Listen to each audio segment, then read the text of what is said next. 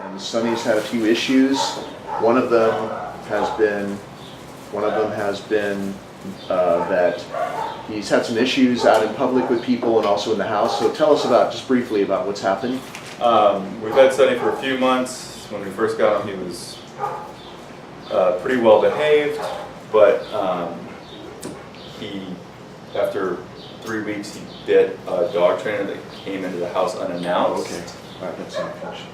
And following that, he became more door aggressive, growling at people that weren't even coming to the door, but across the street. And then a couple weeks ago, he bit my mother-in-law while they were in the car with my wife, and my mother-in-law reached for the ball and he got her. And then following that 10-day quarantine, just a few days ago, he went after a woman while we were walking. That was on leash. That was on leash. Okay. And luckily I had him tight enough that he didn't get to her. But he's also, since then, the following morning, went after a dog off leash at the park.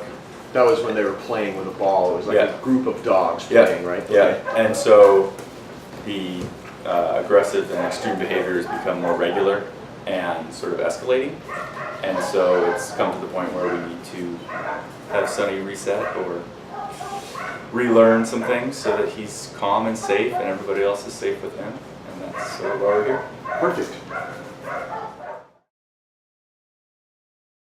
So here we are walking Sonny. Oh, look, there's a dog there. You want to come this way?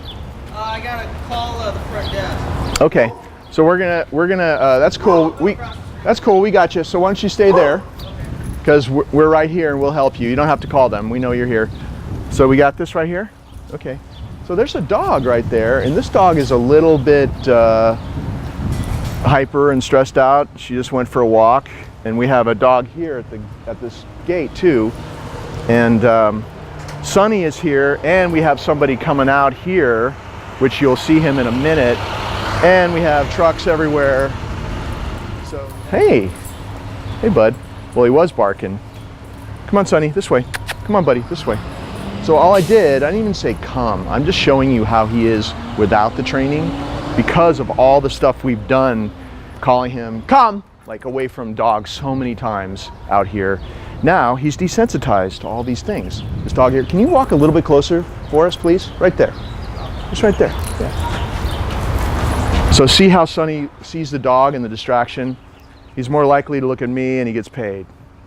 So this is the end result of practicing so much here in this environment. Of course, you're going to have to practice a little bit more in your environment, although we've started by all our lessons there, but still it needs to be more work done there. But this is how he can become when you practice a lot. Let's go find some other distractions. Okay. Here comes somebody else. Here we are hanging out. Oh, look, there's a guy with a dog right there. Come. I'm still going to use the opportunity to call him away from a distraction, but as you can see, he's fairly non-reactive with that kind of stuff now here. Okay. We're doing a greeting routine with Sonny, and this is a special customized greeting routine that I do with new people, and you'll see how it works. I just do a little desensitization with him, have him sit. Of course, he's practiced this many, many times with a bunch of different people, so he's really good at it. And a treat. Good. I do them on both sides. Okay. And sometimes I'll do this for 3 or 4 minutes. Sit. I put him to the side of the distraction so he can look at the distraction, the person, but he has to turn back to me and get paid, just like with a distraction on the street when we're walking. It's the same thing. Right now he's interested in flies. He's really into bugs. That's why he's turning around. So I get him on both sides just for the purpose of this video. Okay, I'm gonna make it much shorter than usual. Down. So it should be probably twice as long as this, like keep him in the sit stay and the down stay in this situation. Good, twice as long.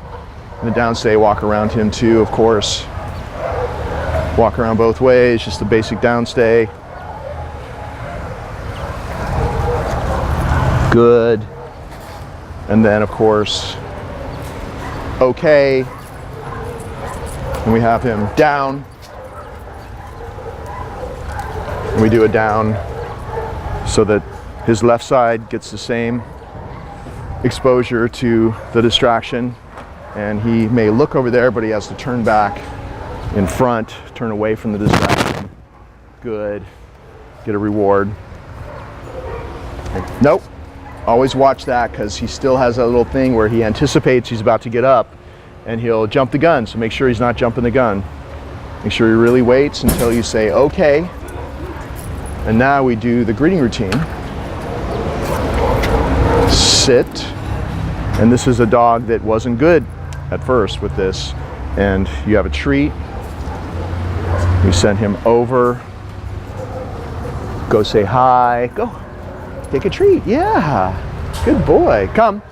Call him back to you. Good. If you just do sit, exactly what we're doing in this video for a while, he'll go so much farther than he is even now. So be careful with these. Maybe you just want to send him over one time and then you're done. You always want to end on a success. Go. Good boy. Treats. Yeah, there you go. Come. Good. See how he was a little bit hesitant, but he still went over. Everything was good. Sit. We have this person here, and I picked a tall man to make sure that it wasn't somebody that was, a smaller woman or somebody he would be less afraid of. This is probably his worst case scenario, a man that's large to do the greeting routine with. But you just do it this way. Even if you send him over one time, he takes a treat, you call him back to come. Show that right there. We have all kinds of stuff going on here on the street. Okay, see how he turns away from it? Good, yeah, he did a little woof. He still stayed in his sit stay. He turns back to me. That's how you want that to end. Even what just happened here with a distraction on the street, he made the right choice. He turned back to me. See that? Good. That's the way you want to end that. And then if you're not doing the greeting routine like we're finishing up right now, it's just okay, and you get him out of there. But you end with him not breaking out his sit stay and not okay, sit, and not barking and pulling, and that's still a win for him because of where he came from before. So you keep doing it this way and you'll see that he'll be less and less reactive to distractions, people, other dogs, whatever it is on the street. Here we are, sit, very busy place. We have people walking past us, good, and acting strangely, which he doesn't like sometimes. But we've actually been practicing in places like this a lot. And so pan to your right just to show him standing there. And then Sonny. So Sonny, see how when somebody walks up, Sonny looks at me, good. So even if you just practice with this, see how he looks back at me here? Cart comes up, shows up. Good. We've never been here during the day before. Sit. And it can get pretty busy here during the day, as you can see. So we're not going to be here for a long time because I want to end on a success. Good. Even if you just had one interaction where people walk past you like that and he looked away and you gave him a treat, that's a win-win. And so you want to leave when that goes well like that. And now we have a big cart coming. And I'm going to end on this big tall guy pushing the cart past us. See how I'm keeping the leash loose, but I kind of lure Sonny back. It's all about desensitizing him to these situations. Keeping that leash loose always, because any of this kind of stuff, letting him pull, any of that kind of stuff is going to stress him out and make him worse. So come on, buddy. Okay, that's enough. So we're gonna leave now because he's doing so well. Okay. Now we're in a different spot here, this busy place. I'm just practicing a downstay with Sonny. And for a while we've been going out to different places every day and just practicing.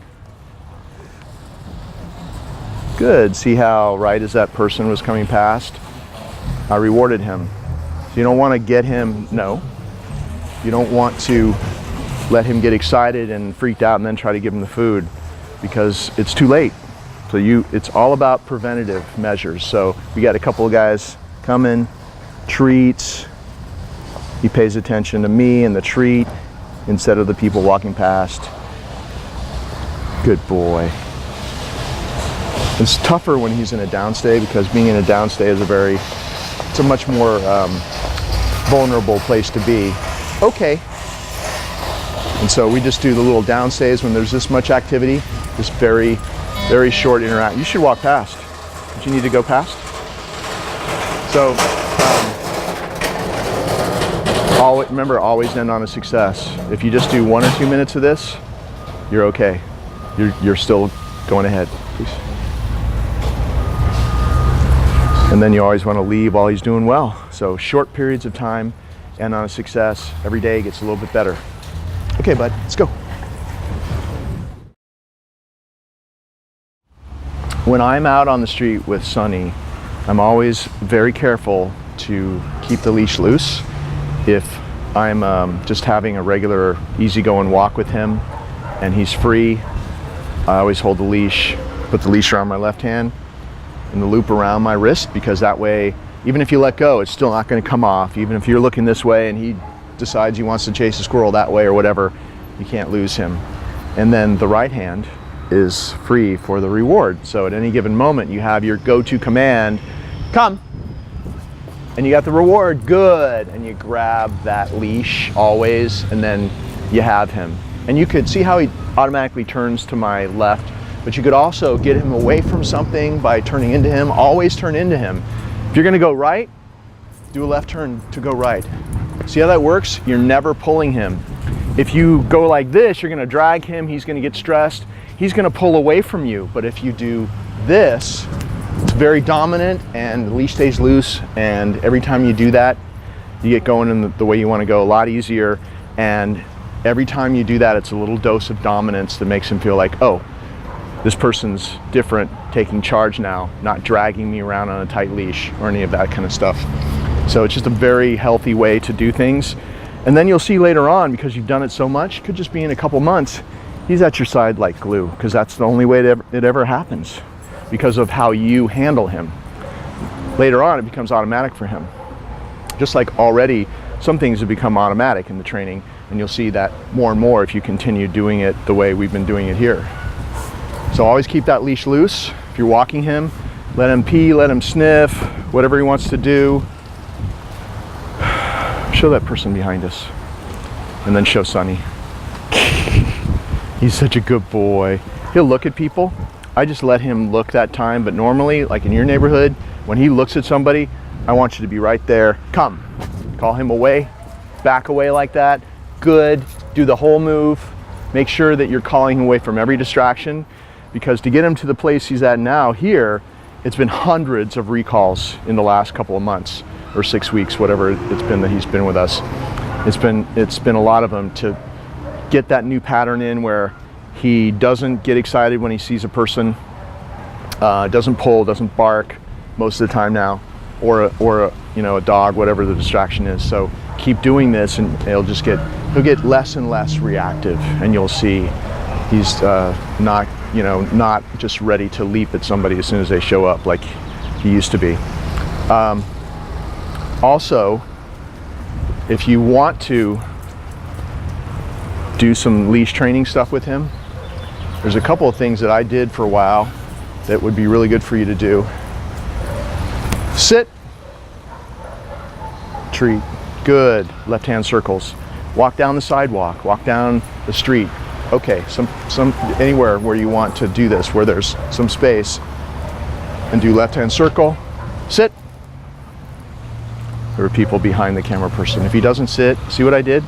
I just gently but firmly pull up, and he goes there. No treat if you have to help him. Only give him a treat when he actually does it with the command. Okay, let's do it again. I'm gonna go start back here so that you can see us from a distance. So you walk every 6 or 8 or 10 feet or so. Doesn't really matter that much. You do left turn, sit. Good. And then, okay. Let's say I walk 10 feet again, left turn. Okay, come on, bud. Sit.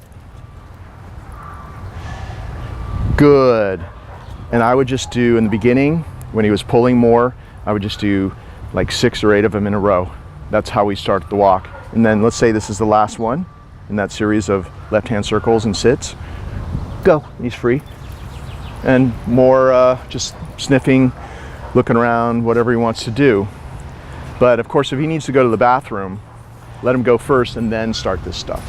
But you intersperse the walk with structure like that. That whole thing, doing 8 of those, takes you 2 minutes, probably. Come, and then let him have some free time. Good. And then start doing this. Sit. Just find a place where you don't see anybody coming and do like 6 of these. Okay, sit. And good. Okay, sit. Good. Okay, sit.